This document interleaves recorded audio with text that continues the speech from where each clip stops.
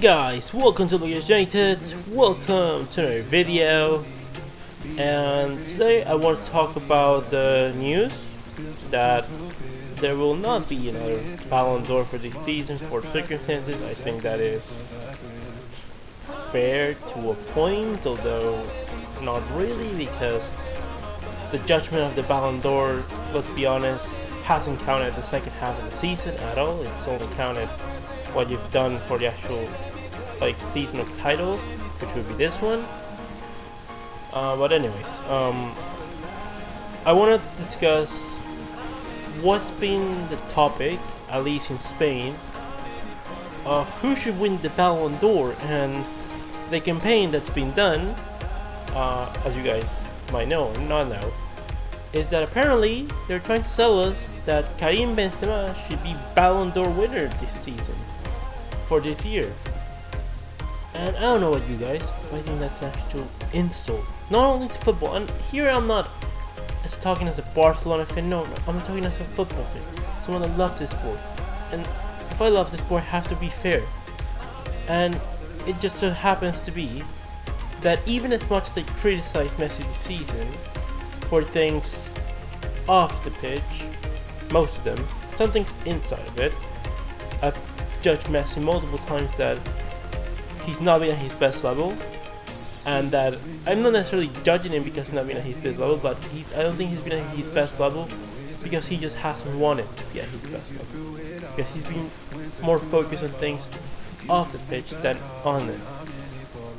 But even with that, there's no way that you can argue or even try to convince people that Karim Benzema deserves to be Ballon d'Or winner this season. And I am someone that watches football, and I can have it very clear who is the better player from watching them play multiple times. And okay, with some players, because they're similar profiles and they play on teams that are similar size, they compete for a lot of titles and stuff like that, you can be okay, then that's a bit hard to separate them. But when there is someone like Lionel Messi on this planet who is clearly ahead and better than everyone else, it's just not even a contest.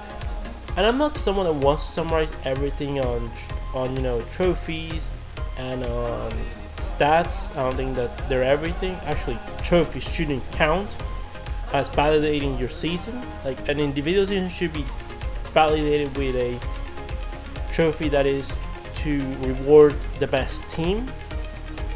So stats don't tell everything, because stats can be interpreted in different ways.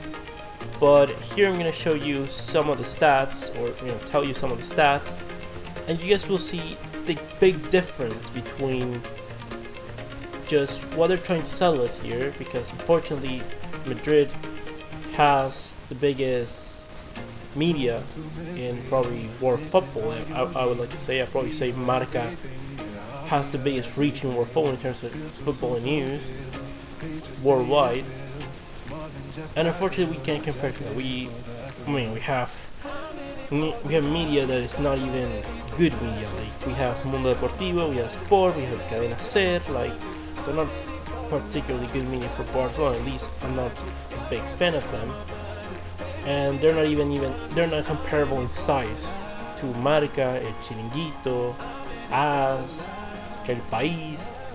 It's just, we can't compare in size. So their reach is much higher. So whatever they say tends to become reality. And let's start with the stats. I'm going to tell you some of the stats in terms of, this is going to be forward stats. I'm going to be mentioning players that are creating stuff in the last third of the pitch. I know that really giving an award to a player over everyone else is not fair, because you can't compare what a goalkeeper does to what a center back or left back or even a creative midfielder and a defensive midfielder. There's very different variations in possessions that should be taken into account, and stats are going to vary that. But because we like to see goals and stuff like that, let's compare those kind of stats. So Benzema this season has had 37 games played, 36 starts, 21 goals, averaging 150 minutes per goal, 2.9 shots per game, 8 assists, 47 touches, 13 chances created, 1.6 key passes per game, and 38 dribbles. So, what does this stat tell us about Benzema? One, that it's been a good season for Karim Benzema. Like, I don't want to disregard Benzema's season. It's not been a Ballon d'Or winning season, especially when Messi's still alive and kicking. But it's been a good season for Benzema. Like, probably it's been the best season of his career, football-wise. But unfortunately, that is your best season. That doesn't mean that it is enough to win you a Ballon d'Or when Messi's still playing football. Now let's look at Messi's stats. 33 games played, 32 starts, 25 goals, 115 minutes per goal, 3.5 shots per game, 21 assists, 87 touches per game, 36 chances created, 2.7 key passes per game, and 182 dribbles. So, stats tell us straight away 4 less games for Messi and 4 less starts for Messi as well, and the difference is abysmal. It is abysmal. Messi absolutely rips Benzema to shreds. Like, on stats, I'm telling you, you're hearing the stats, right? Messi is pretty much doubling everything that Benzema is doing. Like, in assists, he's tripled them, nearly tripled them. In terms of dribbles, it's about what, times 4 dribbles than Karim Benzema. It's ridiculous. Messi's just having another freak season. Although by his standards, it's good, it's fine. But and this is the greatest thing about Lionel Messi, that I think that we're seeing a Messi at 50-40%, and he's still the best player in the world. This is not being the best Messi by any kind of animation, and we can all agree on that this is not being the best Messi season. Yes, okay, maybe assisting wise it's been his best season, but overall this is not a season you can say, oh, Messi like absolutely broke everyone. And like, because the best Messi, if we have the best Messi this season, or a Messi at, let's say, 70%, 80%, we win the league. Because there are games where if Messi was at his best, shots that he took that instead of going a bit wide, go inside the post, and we win those games that we start drawing, we start transforming into wins, and those losses that we had, we start transforming them into draws, and we probably win La Liga. I'm not saying that we lost the league because of Messi, but I'm saying that if we had a better Messi, we probably would have won the league. And that is what I have to say about this stat.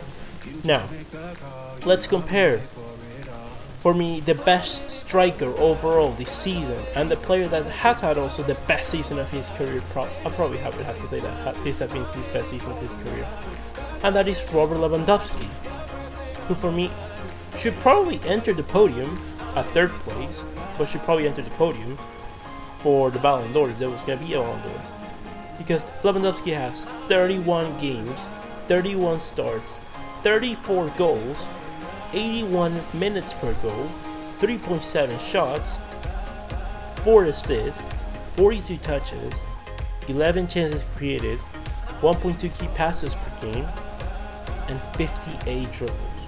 So also much better than Benzema, with way less games.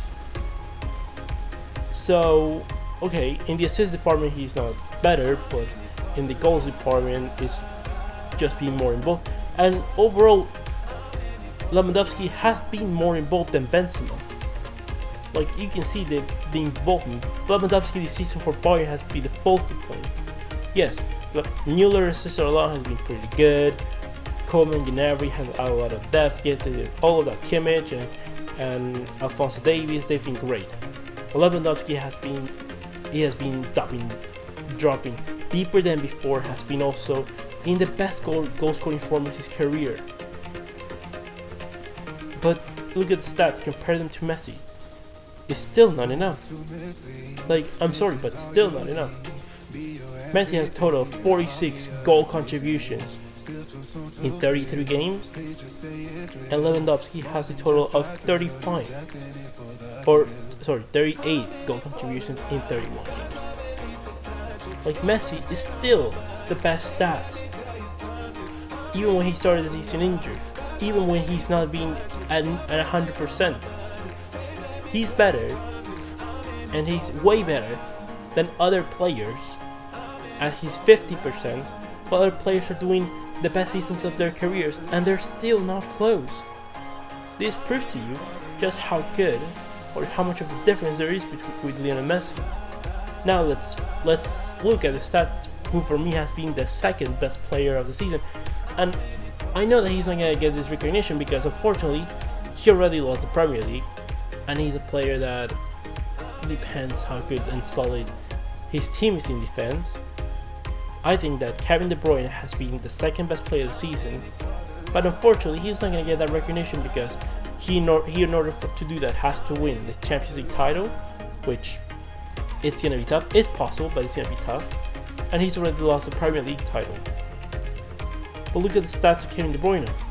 Kevin De Bruyne, 33 games, 30 starts, 11 goals, 238 minutes per goal, 2 shots per game, 18 assists, 76 touches per game, 30 chances created, 3.7 key passes per game, and 45 dribbles. And we are regarding a player that is not actually a forward, it's a midfielder, it's a number 10, it's a player that has to do the creation of the team, and he's done it exceedingly well.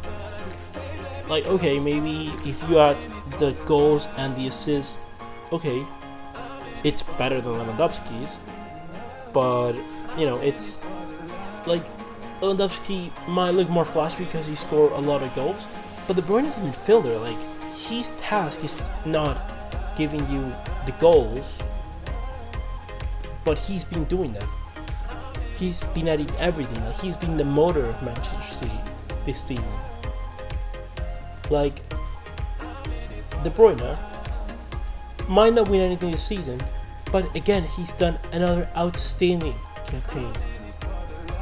And this is why we can't judge by winning trophies, because trophies should not be counted when counting an individual season. If Messi did these stats with, let's say, Real Sociedad this season, actually Real Sociedad had Messi, they probably would have won the league, but we're not gonna count that in. If Messi did this stats with Real Sociedad, a team that's not battling for Champions League, for Copa, or for La Liga, he still would be the best player in the world. Because it doesn't matter really where you do it. I mean, it matters that you do it on a league that is, you know, the hardest possible, or like one of the hardest possible, which is La Liga, the Premier League, the Bundesliga, Serie A. Okay. But once you're there, if you manage to do these stats, or be that important to your team, then you are the best player in the world, and I'm sorry. It is what it is. Now, why am I saying that Madrid control reality? Because they've done it before. Because they've been able, for over a decade, to make people believe that there's actually a competition between Messi and Cristiano Ronaldo. And I'm sorry, Cristiano Ronaldo is one of the best players in history, is still one of the best players in the world, has been very important over his whole career, and he's probably had the second best career in world football behind Lionel Messi. I don't think Ronaldo is the second best player in history, but he's had definitely the second best career because he's been another professional. He wants to compete for everything. He's hungry to be the best ever, to compete, to surpass everyone. And that is a great attribute. And we can't deny that he has a great talent as well.